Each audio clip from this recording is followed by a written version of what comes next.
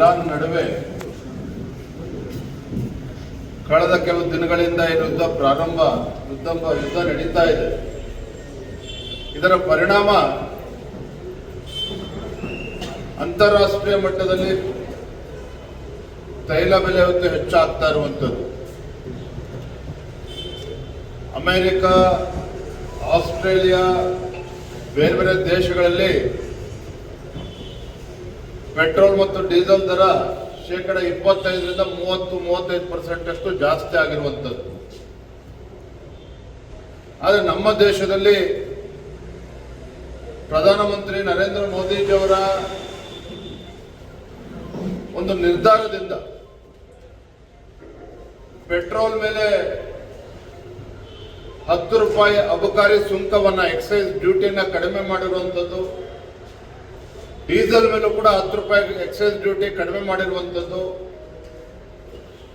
ಅಂದ್ರೆ ಜನರ ಮೇಲೆ ಏನು ಹೊರೆ ಬೀಳಬೇಕಾಗಿತ್ತು ಅದನ್ನ ಕೇಂದ್ರ ಸರ್ಕಾರವೇ ಜವಾಬ್ದಾರಿಯನ್ನು ತೆಗೆದುಕೊಳ್ಳುವುದರ ಮುಖೇನ ನರೇಂದ್ರ ಮೋದಿಜಿಯವರು ಈ ದೇಶದ ಸಾಮಾನ್ಯ ಜನರ ಪರವಾಗಿ ಒಂದು ದೃಢ ನಿರ್ಧಾರವನ್ನ ತೆಗೆದುಕೊಂಡಿದ್ದಾರೆ. ಹಾಗಾಗಿ ಈ ಸಂದರ್ಭದಲ್ಲಿ ರಾಜ್ಯದ ಜನತೆಯ ಪರವಾಗಿ, ದೇಶದ ಜನತೆಯ ಪರವಾಗಿ ಹೆಮ್ಮೆಯ ಪ್ರಧಾನಮಂತ್ರಿ ನರೇಂದ್ರ ಮೋದಿಜಿಯವರಿಗೆ ಹಾಗೂ ಪೆಟ್ರೋಲಿಯಂ ಖಾತೆ ಸಚಿವರಿಗೂ ಕೂಡ ನಾನು ಈ ಸಂದರ್ಭದಲ್ಲಿ ಅಭಿನಂದನೆಯನ್ನ ಸಲ್ಲಿಸೋದಕ್ಕೆ ಇಚ್ಛಪಡ್ತೇನೆ. ನಮ್ಮ ರಾಜ್ಯದಲ್ಲಿ ಮಾತೆತ್ತಿದ್ರೆ ಕಾಂಗ್ರೆಸ್ನವರು ಈ ಸರ್ಕಾರ ಕೇಂದ್ರ ಸರ್ಕಾರವನ್ನು ಟೀಕೆ ಮಾಡೋದ್ರಲ್ಲೇನೆ 3 ವರ್ಷಗಳ ಕಾಲಹರಣ ಮಾಡಿದ್ದಾರೆ. ಆದ್ರೆ ನರೇಂದ್ರ ಮೋದಿಜಿಯವರ ಜನಪರ ಕಾಳಜಿ ಏನು ಅನ್ನೋದನ್ನ ರಾಜ್ಯದ ಮುಖ್ಯಮಂತ್ರಿಗಳು ಕೂಡ ಅರ್ಥ ಮಾಡ್ಕೋಬೇಕಾಗ್ತದೆ, ಅವರ ಸಚಿವ ಸಂಪುಟ ಸದಸ್ಯರು ಕೂಡ ಅದನ್ನು ಅರ್ಥ ಮಾಡ್ಕೋಬೇಕಾಗ್ತದೆ. Yes sir.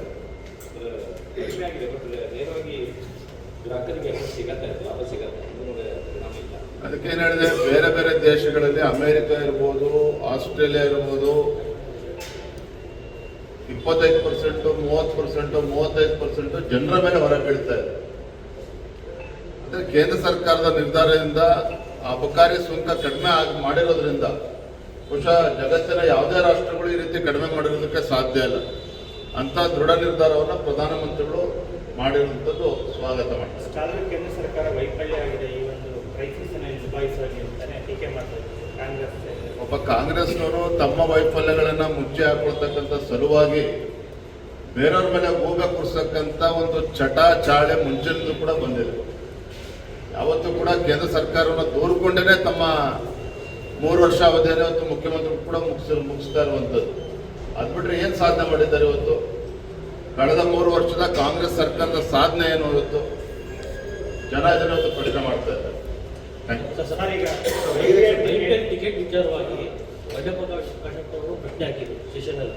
ಅದು ಇವಾಗ ಸಾರ್ವಜನಿಕ ವಲಯದಲ್ಲಿ ದೊಡ್ಡ ಮಟ್ಟದಲ್ಲಿ ವ್ಯಾಪಕ ಪಕ್ಷಾತೀತವಾಗಿ ಶಾಸಕರಿಗೆ ಟಿಕೆಟ್ ತರಬೇಕು ನಾನು ನಿನ್ನೆ ಆಡಳಿತ ಪಕ್ಷದ ಶಾಸಕರು, ವಿರೋಧ ಪಕ್ಷದ ಶಾಸಕರ ಹೇಳಿಕೆಗಳನ್ನು ಗಮನಿಸಿದ್ದೇನೆ. ವೈಯಕ್ತಿಕವಾಗಿ ನಾನು ಅದನ್ನು ಒಪ್ಪೋದಿಲ್ಲ, ಅವ್ರ ಹೇಳಿಕೆಗಳನ್ನು. ಇವತ್ತು ರಾಜಕಾರಣಿಗಳು ಅಂತ ಹೇಳಿದ್ರೆ ಜನಸಾಮಾನ್ಯರು ಯಾವ ರೀತಿ ನಮ್ಮನ್ನ ನೋಡ್ತಾರೆ ಅಂತಕ್ಕಂಥ ದಿನನಿತ್ಯ ಪತ್ರಿಕೆಗಳಲ್ಲಿ, ಟಿವಿಗಳಲ್ಲಿ ನಾವು ನೋಡ್ತಾ ಇದ್ದೇವೆ. ಕಳೆದ ಬಾರಿ ಇದೇ IPL ಮ್ಯಾಚ್ ಸಂದರ್ಭದಲ್ಲಿ ಆಡಳಿತ ಪಕ್ಷದ ಮೂರ್ಖತನದಿಂದ 11 ಜನ ಮುಗ್ಧರು ಪ್ರಾಣವನ್ನ ಕಳೆದುಕೊಂಡ್ರು. ಅದಿನ್ನೂ ಕೂಡ ರಾಜ್ಯದ ಜನ, ದೇಶದ ಜನ ಮರ್ತಿಲ್ಲ. ಆದ್ರೆ ಇಂಥ ಸಂದರ್ಭದಲ್ಲಿ ಇಂಥ ಹೇಳಿಕೆಗಳ ಅವಶ್ಯಕತೆ ಅಂತ ನನಗಂತೂ ಅರ್ಥ ಆಗೋದಿಲ್ಲ. ನಾನಿದ್ರ ಪರವಾಗಿಲ್ಲ. ಒಬ್ಬ ಶಾಸಕರಾಗಿರ್ತಕ್ಕಂಥವ್ರು, ಜನಪ್ರತಿನಿಧಿ ಆಗಿರ್ತಕ್ಕಂಥವ್ರು, ಜನಸಾಮಾನ್ಯರಿಗಿಂತ ನಾವು ವಿಭಿನ್ನ ಆಗಿದ್ದೇವೆ, ನಾವು VIP ಅಂತಕ್ಕಂಥದ್ದು ಇದು ಖಂಡಿತ ಇದು ಒಳ್ಳೆ ಬೆಳವಣಿಗೆ ಅಲ್ಲ. ಇದಕ್ಕೆ ನನ್ನ ಬೆಂಬಲ ಇಲ್ಲ.